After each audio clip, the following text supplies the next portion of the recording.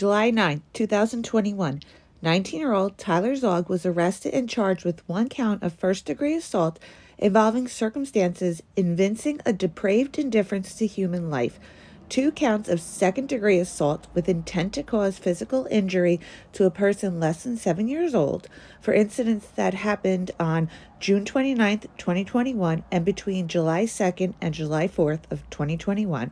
And 1 count of endangering the welfare of a child. Zogg's girlfriend gave birth to a baby boy on May 10, 2021, which was the result of an unplanned pregnancy. The baby would die on July 16, 2021, at the hands of his father. Zogg's girlfriend would tell police that on July 5, 2021, between 5:49 p.m. and 5:53 p.m., she received 4 missed calls from him.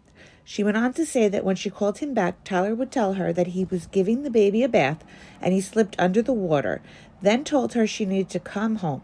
She told him to call 911 and then had her mother drive her to the hospital. Once there, hospital staff would question her about bruises on the baby's body. She told staff, quote, "I did notice bruises on the baby's head and forehead and face and stomach, and I never saw him hurt himself. The injuries only started about 2 weeks ago. I've never seen Tyler do anything bad to the baby," end quote. She would go on to tell police that Tyler wasn't happy about the birth of the baby, but that he was great with him. However, she also claimed, quote, "Tyler has made comments in the past that if a child is abused, they always blame the dad," end quote. She went on to say that she did question Tyler once in regards to hurting the baby, and he got really mad at her.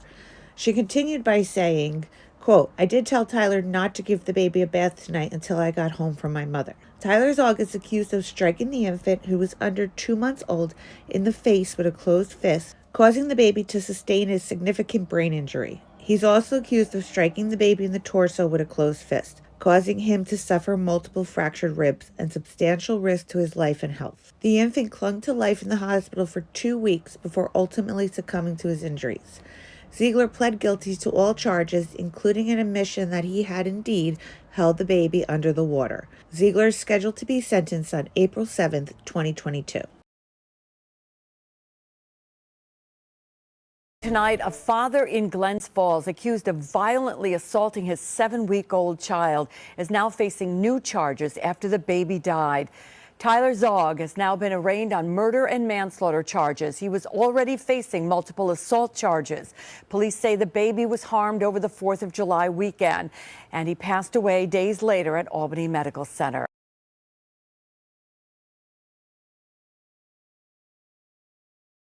July 23, 2021, at around 8:55 p.m., police were called to a home in Blackpool, England, after reports of a stabbing. When officers arrived at the home, they found the victim, 50-year-old Mark Webster, with a total of 12 stab wounds. He was taken to the hospital but would sadly die shortly after. The perpetrator was 18-year-old Levi Westhead, who was the ex-boyfriend of Webster's daughter. Police found Levi Westhead hiding in a neighbor's garden. He was charged with murder and taken into custody. During the 2-week trial, the jury would hear details about the case, which included that Westhead had been in a relationship with the victim's 16-year-old daughter for 18 months, which ended a few weeks before the murder. Police would say that they had warned Levi Westhead to stay away from the 16-year-old after he allegedly harassed her via a variety of social media platforms. And he even set up false accounts in an attempt to contact her. Police found CCTV footage of Westhead waiting outside the 16-year-old's workplace the day before the murder, after sending her over 300 text messages. July 23, 2021, the day of the murder. Levi Westhead went to his ex-girlfriend's home, armed with a knife, demanding to see her, to which the victim, Mark Webster, refused to let him in the home. He would then make his way around the house and gain access to the backyard. A scuffle would ensue, and Mark Webster would be repeatedly stabbed, after which Levi fled the scene. Before the police caught up with him, Levi sent his grandmother a text message that said, I'm sorry, I've hurt somebody with a knife. I was so angry." The jury found Levi Westhead guilty of murder just after 2 hours of deliberation. He's scheduled to be sentenced on March 17, 2022. Right, at this time, you're under arrest.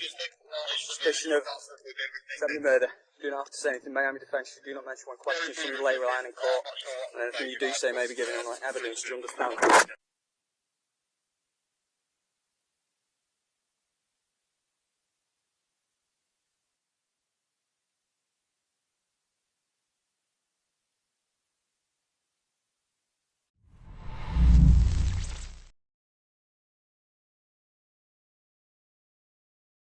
15-year-old Amber Brockway was the only child of Eugene and Joanne Brockway.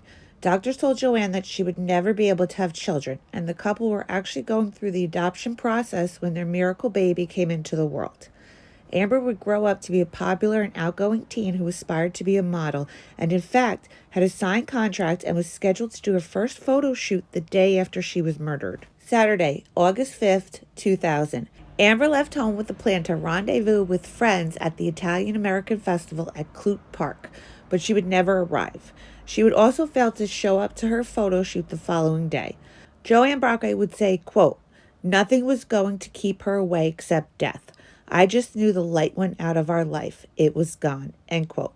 Amber's body would be found the following morning. An autopsy would determine that Amber died from head injuries after being struck several times in the head with a blunt object. 16-year-old Joshua Horan, a classmate of Amber's, was questioned by police about her disappearance while she was still missing and seemed extra eager to help authorities find her. Officers weren't convinced of Joshua's story, and after some pressure from detectives, he would crack and confess to everything. No motive for the murder was ever given, with the only thing Joshua was saying is, quote, "I snapped. I don't know why," end quote. 8 months after Amber's murder, Joshua was sentenced to 20 years to life at the Fishkill Correctional Facility in Beacon, New York. One police officer who investigated her murder case keeps a photograph on his desk, but nobody took her loss harder than her father. Eugene Broadway, who was custodian, became a virtual recluse after the murder. His wife Joanne would say even the best efforts of family and friends couldn't pull him from the deepening pit of depression. Gene bottled everything inside. We couldn't get him to talk about it. He sat at the kitchen counter and stared out a window. My sister got him to go to breakfast, and I got him out occasionally. Eugene Broadway would die in July of 2005 at the age of 69. Before his death, doctors would tell him, quote, "We can't fix what's wrong with you," end quote. The man died of a broken heart, Joanne would say. He just gave up on life. Joanne was left to cope with the dual loss of her daughter and her husband. She would go on to say, "I owe my life to my sister. She got me into counseling, and my church did everything they could for me." After the murder, Joanne took a year off and then went back to teaching for 2 more years before retiring. She would say, every year students would ask, "Mrs. Brockway, is it true your daughter died? It was good for me, and it was not good for me." We doted on her very much. Our work schedules were geared around Amber. I was a teacher, so I worked days. My husband was a custodian at the school, so made sure he worked nights. So there was one of us with her until she started school. Amber had lots of goals in life. Her biggest goal was to be a model. Not long before she was murdered, Amber signed a contract. Her first photo shoot was the day after she was murdered. That's how I knew. We had talked that night before she went that, you know, what an important day tomorrow is to you. And she said, yep. And she said, "Don't worry, Mom, I'll be home." She said, "I'll get lots of rest tonight so we can get around in the morning and whatever." And I said, okay. And when she didn't come home, people kept telling me, "She's just out doing her thing. She's out with her friends. She'll be home. She'll be okay." And I'm like, you don't understand. There's something wrong, seriously wrong, because you don't know what tomorrow means to this young lady. August 1st, 2014.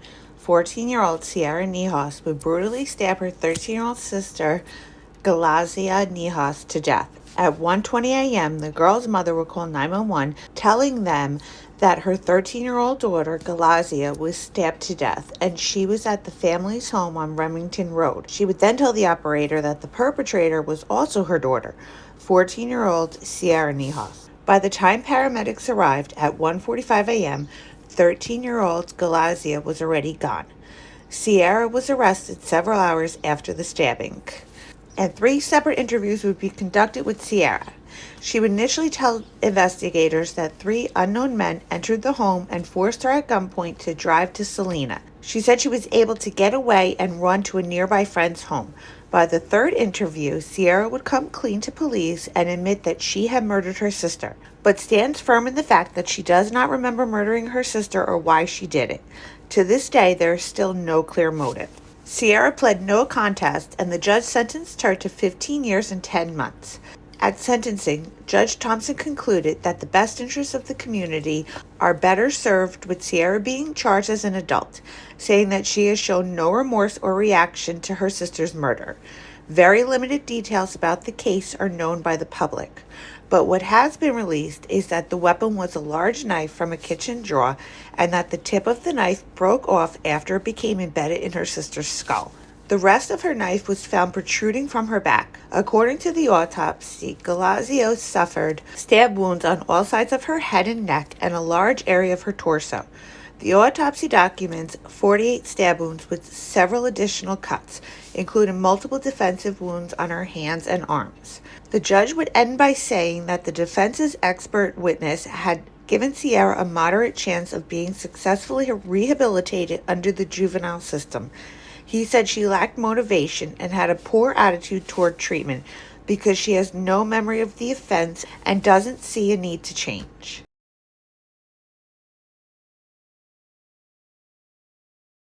July 3, 2012, at 7 p.m., Houston County firefighters were sent to a house fire. It was there that they would find the body of 12-year-old India Collins inside the home. She was transferred to a medical facility where she was pronounced dead. Detectives investigating the case would determine that the 12-year-old India did not die from the fire, but rather from gunshot wounds. Investigators will also find out that a handgun and a car was missing from the crime scene. India's sister Carmen was arrested and charged with the crime. She initially denied having killed her sister, but admitted her guilt to her attorney later on. She pled guilty to malice murder and arson. Prosecutors say that the girl's parents were out of the house when 12-year-old India saw her sister Carmen packing her things to run away. India tried to stop her sister from leaving and even threatened to call her parents.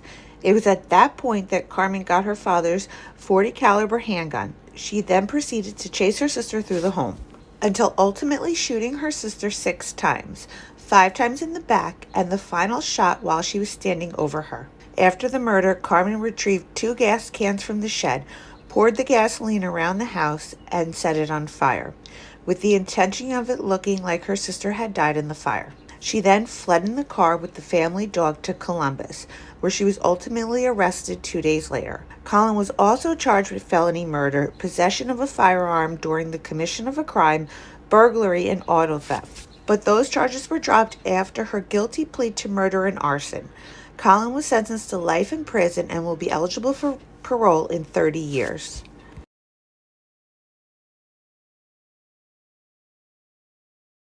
New Zealand, June 22, 1954. Honora Parker was killed by her 16-year-old daughter, Pauline Parker, and Pauline's friend, 15-year-old Juliet Home. The girls would meet and become friends at Christchurch Girls High School and form a tight bond. Juliet and her family were going to move from Christchurch, New Zealand to South Africa, and she wanted Pauline to move with her. Pauline's mother, Honora, refused, and the girls plotted the murder. On June 22nd, the girls invited Honora to go on a picnic with them in Victoria Park.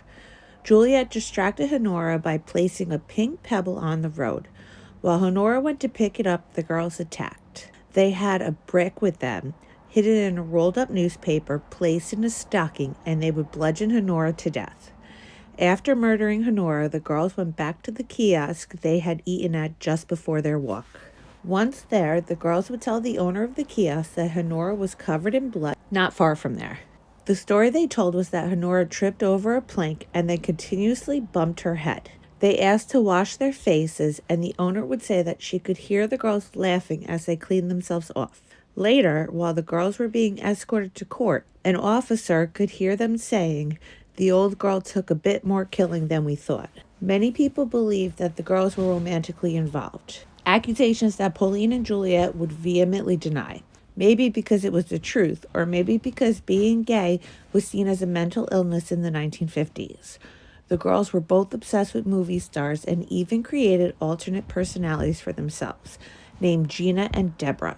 They also bonded over the fact that they both suffered from health issues. Juliet had tuberculosis, while Pauline suffered from a bone marrow infection. The girls would be sent to prison for a little over 5 years each. One of the terms of their sentencing was that they were not allowed to speak to each other and haven't contacted one another since. Juliet went to an Auckland women's prison and was in solitary confinement for the first 3 months. She was forced to perform hard labor and eventually collapsed under the pressure of the work. She would later tell a newspaper the prison was cold. There were rats, canvas sheets, and calico underwear. When Pauline was released, she changed her name to Hilary Nathan and moved to Kent, England. She became a strict Roman Catholic and is now a retired principal of a school for special needs children. That would mean they put a convicted murderer in charge of children who can't advocate for themselves, who are completely dependent on the adults in their lives and do not have the capability to defend themselves or express to others any issue or mistreatment that may arise from others. After Juliet's release, she moved to England where she would change her name to Anne Perry. In 1967, she would move to Chicago and then to Los Angeles, where she began her writing career. She would then move again to a village in Scotland to be closer to her mother. She published her first book, The Cater Street Hangman, in 1979. Additional books written by Perry would include Calendar Square, Paragon Walk, and Resurrection Row. A diary found that was written by Pauline would reveal that the girls plotted to kill her mother well before the crime even took place. She would go on to say in a diary, "Why could mother not die? Dozens of people are dying. Thousands are dying every day. So why not mother and father too?" A few days before the murder, Pauline would write, "We practically finished our books today, and our main light for the day is to murder mother. The notion is not new to me, but this time it is a definite plan which we intend to carry out. We have worked it all out and are both thrilled with the idea. Naturally, we feel a trifle nervous, but the anticipation is great." Anne Perry would later say that she helped Pauline with the murder because she feared she would commit suicide if she didn't. And Pauline was the only person that was there for her, so she felt a sense of obligation towards her friend. Later telling the Guardian paper, "Pauline was the only person there for me when I was in the hospital, and she threatened to kill herself if I didn't help. She was vomiting after every meal and losing weight all the time. I'm sure she was bulimic. I really believe she would take her life, and I couldn't face it." Anne Perry is now a best-selling author. So what are your thoughts on this one? Do you think the girls were in a relationship? Was their sentence of 5 years justice for beating Pauline's mother with a brick? Let me know in the comments below. I'm dying to hear your thoughts.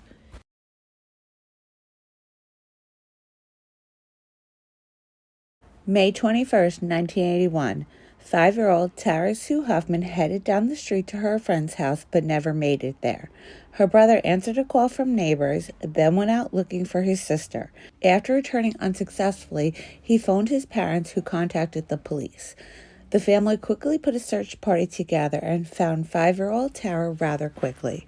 She was partially buried under a pile of leaves, beat to death with her genitals mutilated. An acquaintance of hers, 13-year-old Timothy Buss, was the one that found her and later found to be her killer. Buss was tried as an adult and sentenced to 25 years in prison.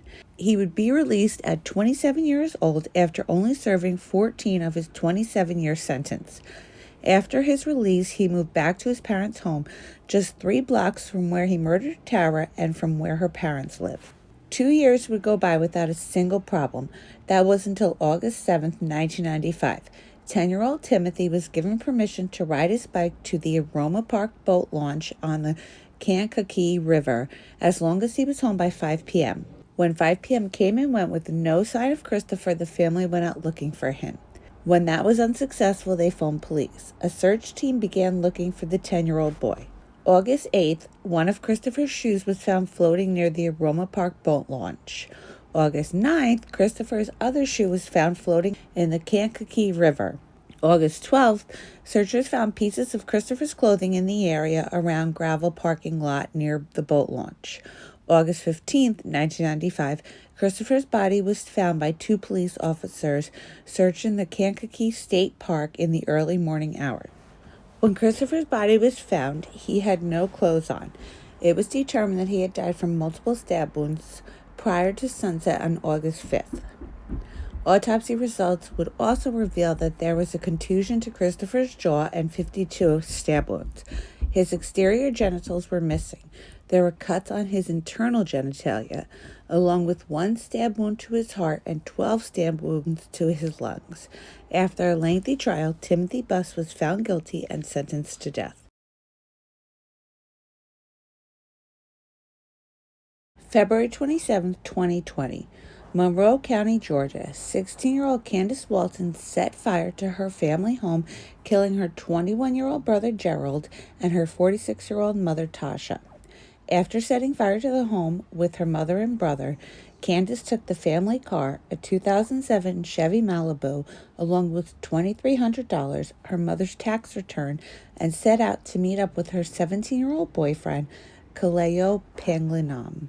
Candace and Kaleo met while she was going to school in Walton and only dated for a few short months before the murders occurred. Authorities first believed that the bodies found were Candace and her brother because Tasha was also small-framed and was found in Candace's bedroom. This was because Tasha was also trying to save her daughter, the one that was murdering her. This was not the only time Candace and her boyfriend tried to kill her family. A review of text conversations would reveal that the couple had attempted to poison the family prior to the fire. Officers caught up with Candace while she was on the way to her boyfriend's. She pled guilty and was sentenced to 2 life sentences, served concurrently with a possibility of parole. And even though her boyfriend wasn't present at the time of the murder, he was also charged with the murders, helping Candace plan them. As of February 3rd, 2022, he has yet to be tried or sentenced. Okay, guys, if you're still here, thank you. I appreciate you so very much. If you would be so kind, leave me a like, leave me a comment. Let me know what you think. Subscribe if you haven't yet. It would mean so much to me, especially since I'm so small. And until next time,